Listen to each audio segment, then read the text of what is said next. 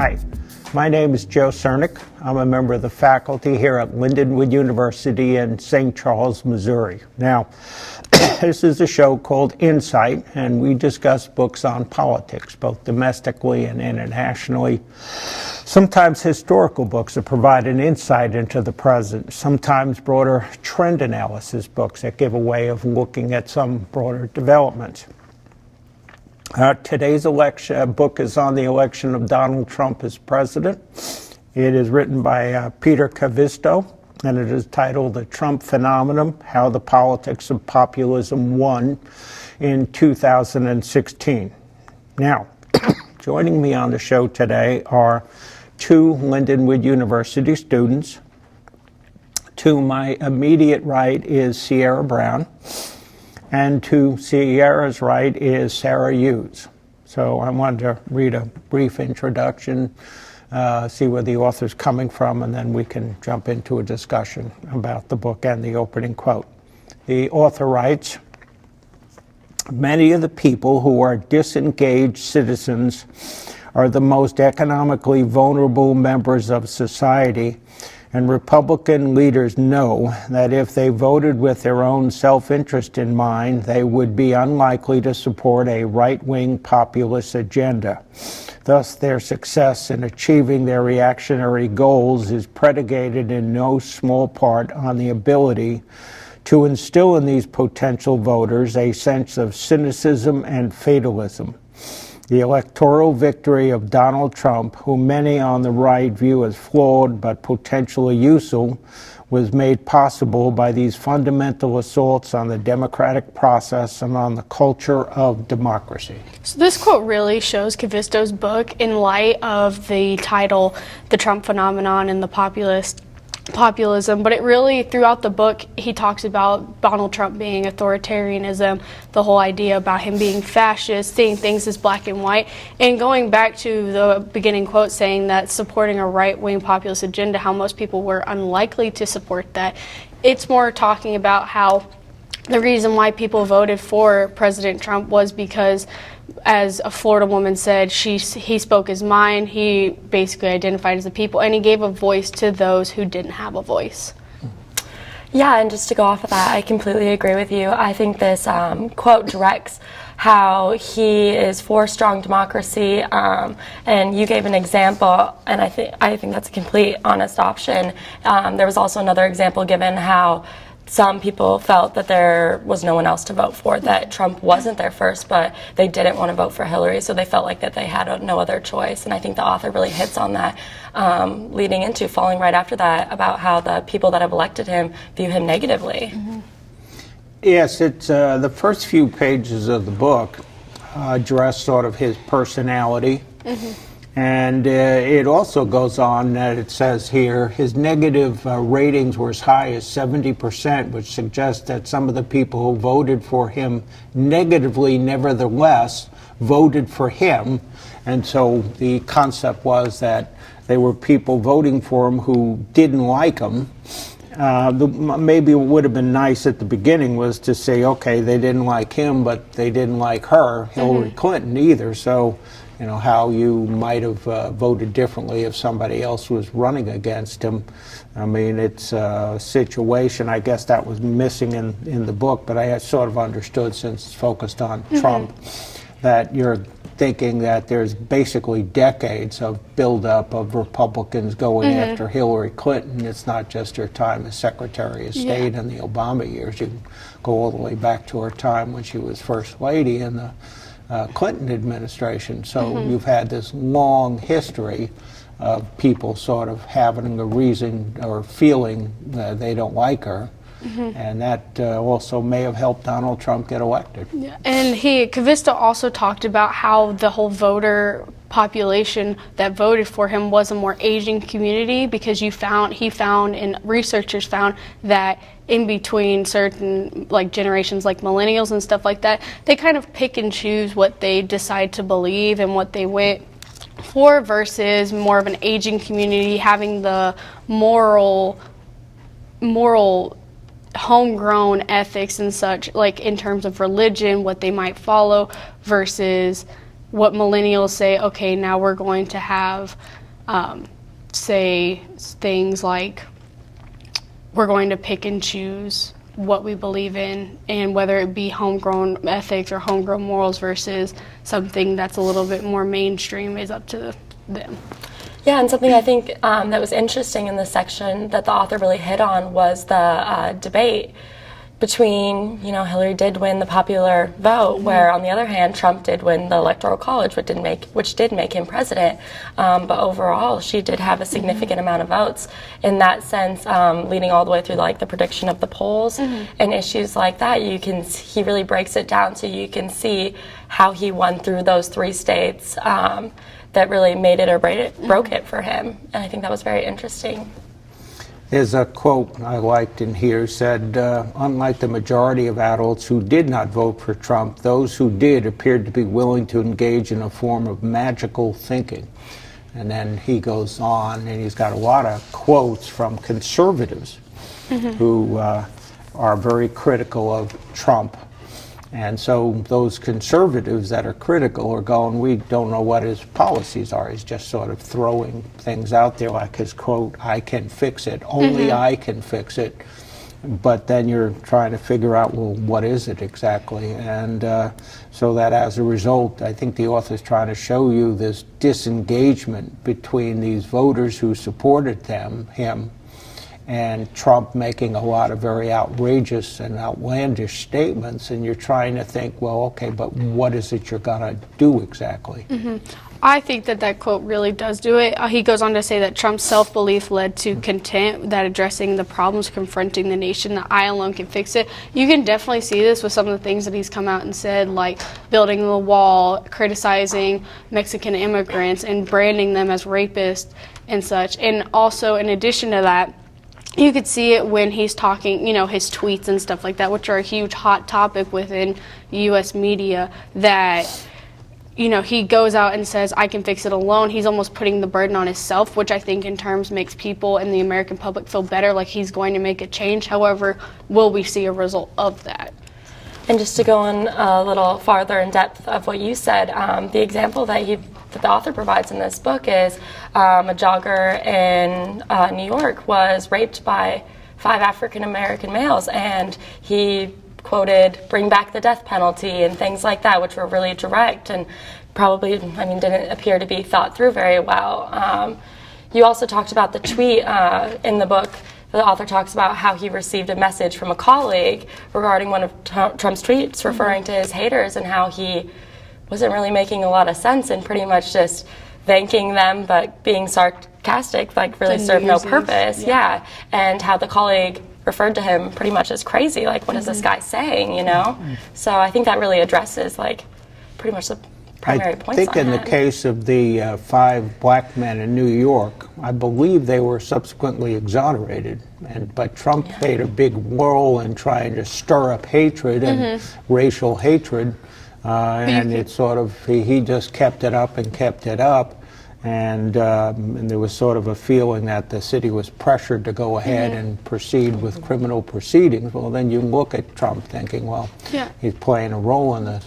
So that's kind of something that you see with the new findings of the Jussie Smollett case. He's now made the state of, the Chicago has completely said, okay, we're dropping the charges, whereas Trump has come out and said, okay, well, there needs to be further investigation into this, almost causing kind of like a hate group towards Jussie Smollett. And granted, we'll see how that comes out here in the next couple of weeks of what happens. Yeah, if it's useful for him, and then you're thinking, okay, it's fine for a president occasionally to get involved in a cultural issue, but you're thinking, well, aren't there issues that matter to people's lives and that you would want to say something of substance? What is he doing with health care right now, saying we're going to get rid of Obamacare? Well, all right, that's fine, but what is it you're planning to do to replace it? I haven't got a clue, and nobody else does. And it's just throwing ideas out there, but it's going to be better, it's going to be great, it's going to be wonderful.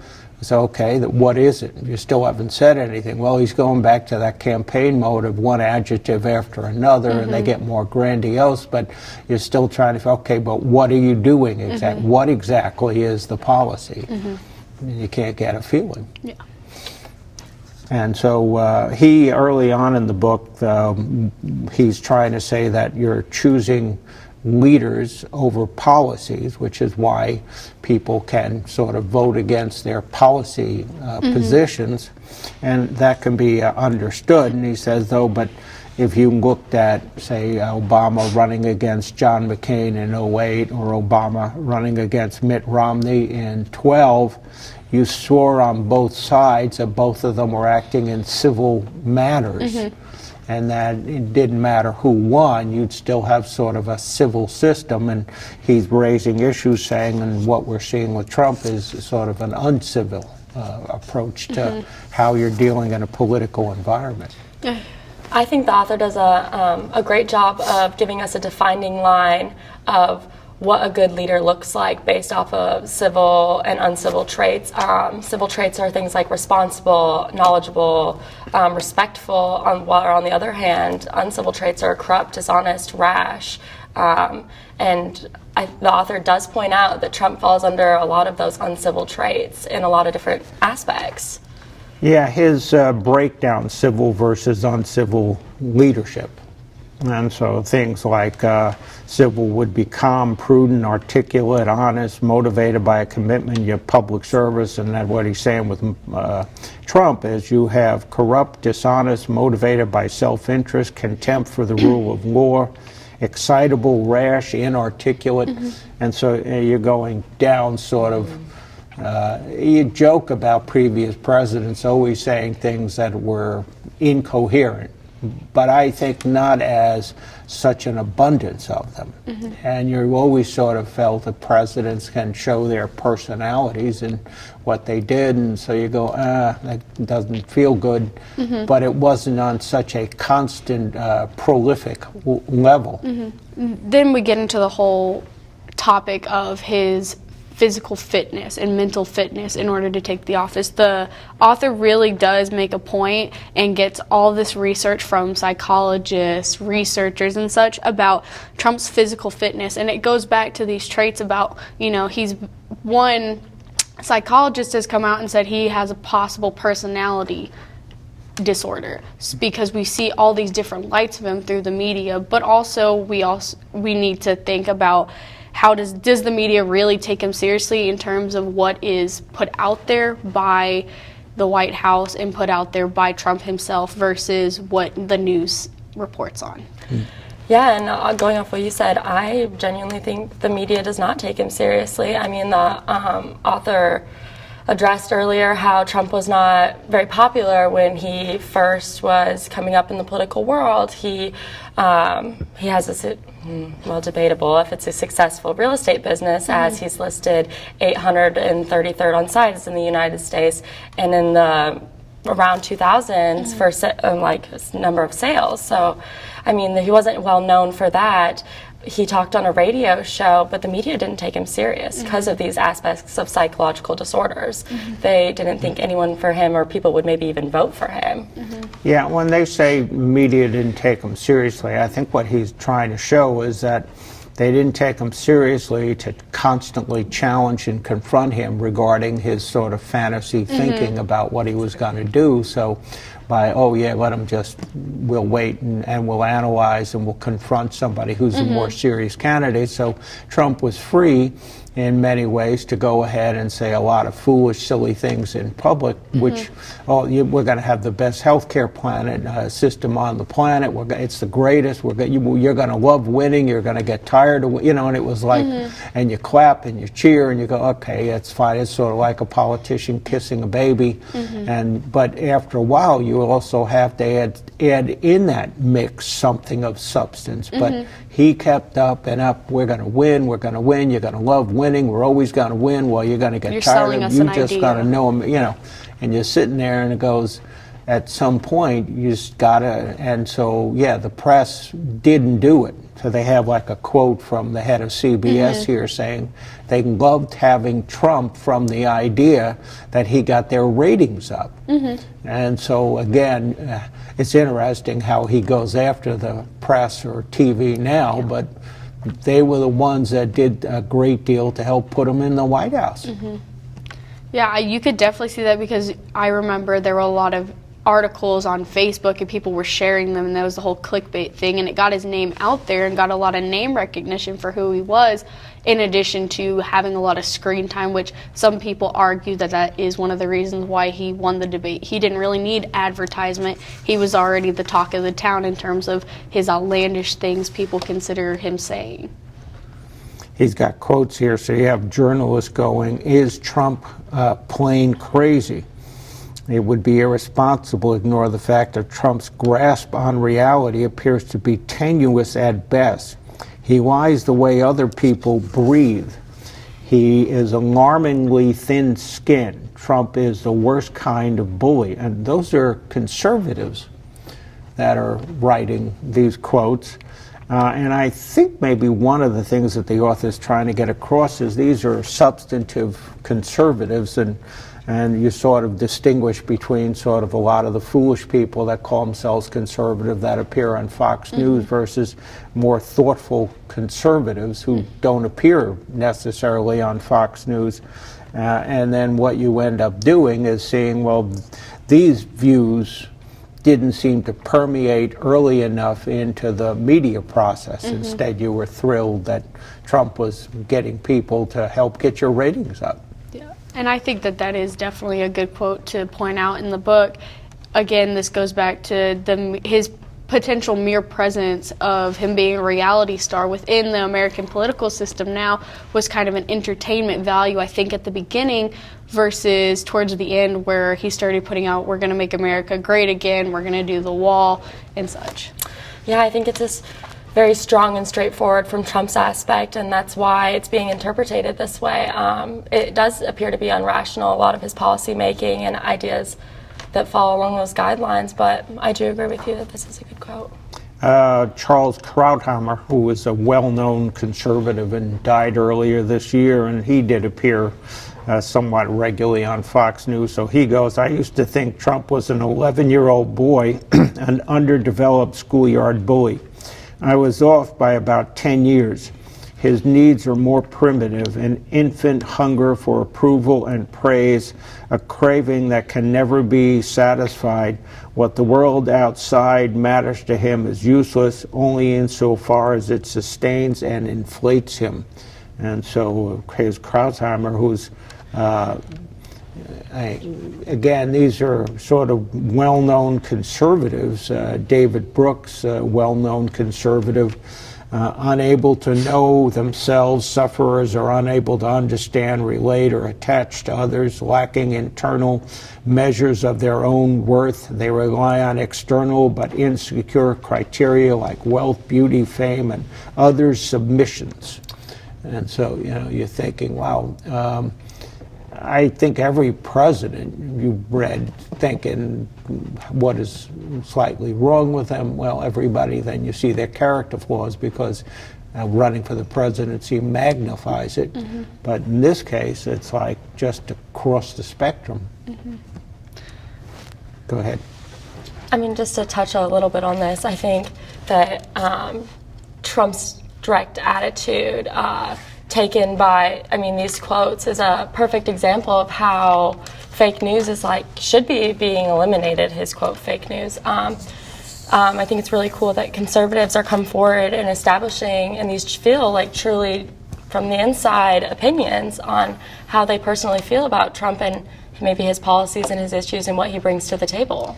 Well, the opening quote that I talked about was the idea that the author was saying that Republicans were looking at he was potentially useful to them, so that, well, these people are sort of, let's say, intellectual conservatives who do a lot of writing that I'm quoting from. It's more like the Republican Party that in Congress sees it as somebody like, well, he's there to serve us, which isn't really the case. He's more like there for himself. And so this is sort of one of the criticisms I think that the author has is you may have these outside conservatives that can say, wait a minute, you got to stand for some conservative values, but here are members of Congress who are Republican just going, well, we'll rationalize him out, just keep it up. Yeah. politics is based off of pure compromise. So the problem with being strong one way, whether it's right or left, is you really might push those swing voters away, and that's what really make it or break it in elections. And I mean, there would be no doubt in my mind that we might see that in the upcoming election. Yeah, I completely agree with that. It will determine, I think, the swing vote on the way he's acted in these past 4 years versus what we might see if he does have another term. This is, they went back, he talked about something called the Goldwater Rule from the 1964 presidential campaign, where psychiatrists were trying to analyze Barry Goldwater, who was the Republican nominee running for president against Lyndon Johnson. And so then what the American Psychiatric Association came up with was this thing called the Goldwater Rule, where what you were going to say was if you had not personally met the individual, you should refrain from trying to do an analysis of what they're like. But what the author's saying in Trump's case, it was like that Goldwater Rule was sort of suspended because so much of what he says seems to be so questionable. They have a psychiatrist here who says he's so classic that I'm archiving video clips of him because there is no better example of a narcissistic personality disorder. And so the fact that you've got, again, another therapist that is looking at him and wondering what's wrong upstairs, you know, and the way he goes out and just aggressively behaves, it must be quite something working for him in the White House. Yeah, I think that definitely you could see that narcissistic view, especially when it comes to things like Vladimir Putin and Xi Jinping. We definitely have seen, you know, they have commented about him and said, okay, he's a really good president. So he kind of plays into that narcissistic role of being liked versus other people criticizing him and him posting a tweet about what someone said about him and knocking him down and saying, no, you're wrong. I'm actually, you know, this perfect human being. I mean, and also throughout the book, he really does talk about how there is a lot of self-interest that Trump has, which could be displayed in certain aspects of what he said and his policies versus, you know, what we've seen in the past. For me, this scenario, I really felt was not one of the author's more stronger arguments. I personally felt he kind of contradicted himself, as a lot of people speak badly upon Trump, how many have genuinely met them. And in the Goldwater case, the victim did end up suing and actually won towards the end. So I was a little confused as I was reading this why, I mean, I just didn't feel it was a very strong argument where, as for example, when he talked about global warming, he didn't give statistics like he was for all of his other arguments, where I feel like that was a much easier opportunity to 100%. I thought it was interesting, The Art of the Deal, which is famous book that he didn't write but got his name on, so that it was written by a ghostwriter by the name of Schwartz.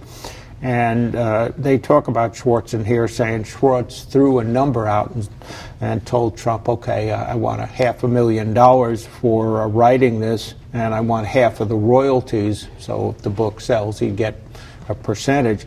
And Trump agreed without even negotiating with him, which what Schwartz said was he threw out really outrageous amounts, that as a ghostwriter he'd actually be receiving a lot less than that. And if Trump had negotiated, he would have realized that a ghostwriter doesn't receive that incredible high amount of money, but Trump said, sure, go ahead, why not?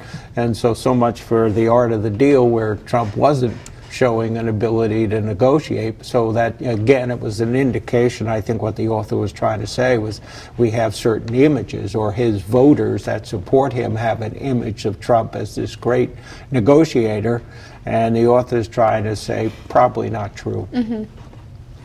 And so, you know, and then another writer here, he was asked, and this is sort of crude, but it indicates Trump's, you know, level of his own cruelty.